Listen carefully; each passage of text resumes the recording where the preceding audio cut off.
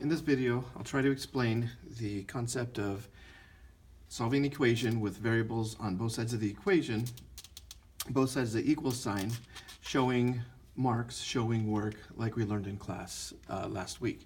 So first, we look at these as two mats, like this is mat A, this is mat B, on opposite sides of the equal sign. So the first thing we would do is combine our x's, because the x's and the 1's, they will not combine. So we have 5x's and 1x, which combines to 6x. We also have 3 1's left over. On the right side, we have 4x's, but we don't have any other x's to combine it with.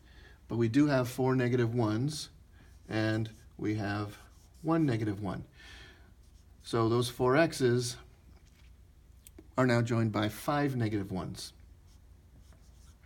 So here's our new equation. 6x plus 3 equals 4x minus 5.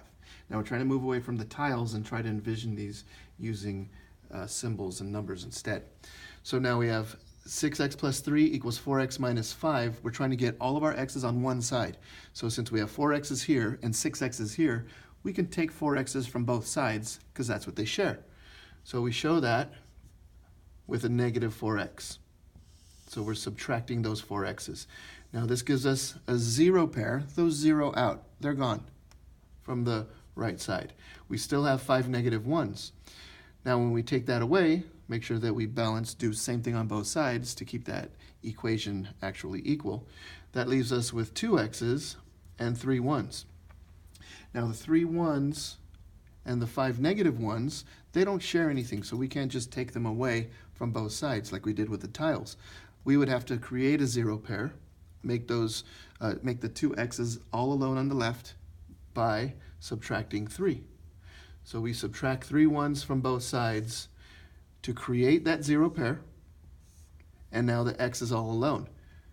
And the reason why we did it here is because they're still equal, so whatever we do to this side, we must do to that side. So that leaves us with 2 x's equal to 5 negatives and 3 negatives is 8 negatives. And then that final step would be, since we want our solution to say x is this, we don't want to know what 2 x's are, so we would create a giant 1 to make that 1x. And a 1 is always created when you divide a number by itself. So to make that move legal, make sure we do the same thing to both sides. We're dividing 2 on both sides. And that gives us 1x, or x, equals negative 4. So this is a solution. And now to check to see that our solution is true, we would take that solution and plug it in for x to make sure that this side is equal to that side.